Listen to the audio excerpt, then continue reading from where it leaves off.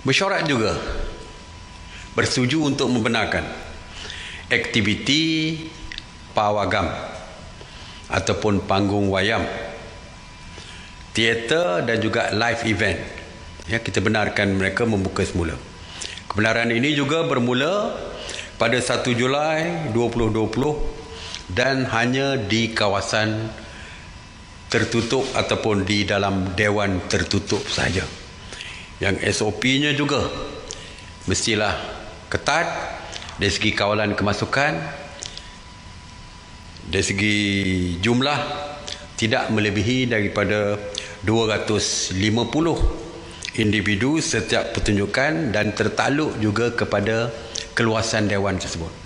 Kalau dengan penjarakan sosial 1 meter kurang daripada 250, maka kuranglah daripada 250 dan tidak bolehlah, walaupun kita kata 250, tak boleh mereka benarkan 250 penonton, mesti berdasarkan saiz dewan tersebut. Setakat hari ini kita masih kekal dengan 250. Dan untuk sebelum masuk, SOP biasa, cek dari segi temperature, suhu badan, pakai topeng muka, cuci tangan dengan sanitizer, dan di dalam panggung pun mesti diletakkan tanda untuk penjarakan. Mesyuarat khas yang bersidang pada hari ini telah membuat keputusan untuk membenarkan aktiviti riadah kolam renang yang akan bermula pada 1 Julai 2020. Aktiviti riadah kolam renang ini dibenarkan di kolam renang awam, kolam renang di hotel, di kondominium, gated community ataupun kawasan yang terkawal berpagar, serta kolam renang persendirian.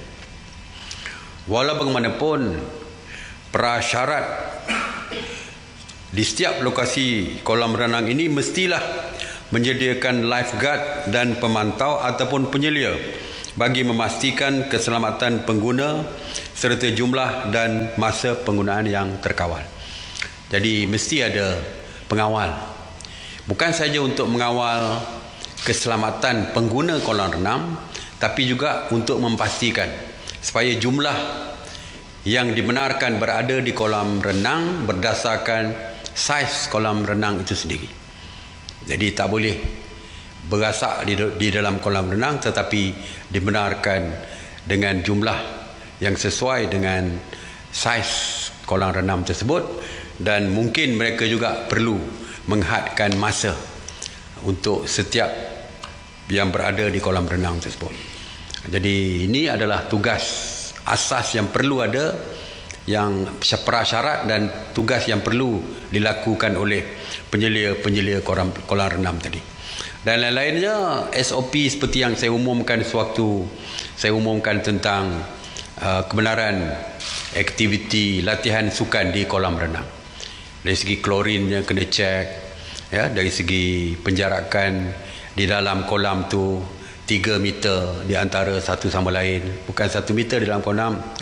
Mengikut SOP latihan sukan 3 meter, mesti mandi sebelum masuk ke kolam renang, mandi selepas keluar daripada kolam renang, terus meninggalkan kolam renang dengan segera. Semua yang SOP yang saya sebutkan dulu mesti dipatuhi.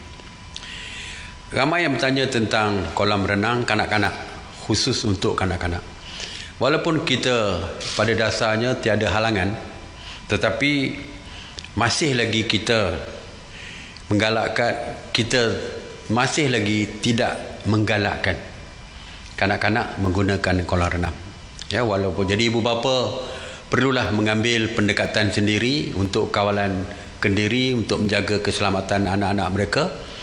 Kalau mereka tidak membenarkan, kita terserah pada mereka, ataupun pihak pengurusan kolam renang tersebut, katakan di kondo, manajemen menetapkan bahawa tidak boleh dibuka kolam renang di kondo, Jadi kita tidak ada halangan, terserah kepada manajemen dan terserah kepada ibu bapa sama ada nak membawa anak-anak mereka ke kolam renang kanak-kanak ataupun tidak.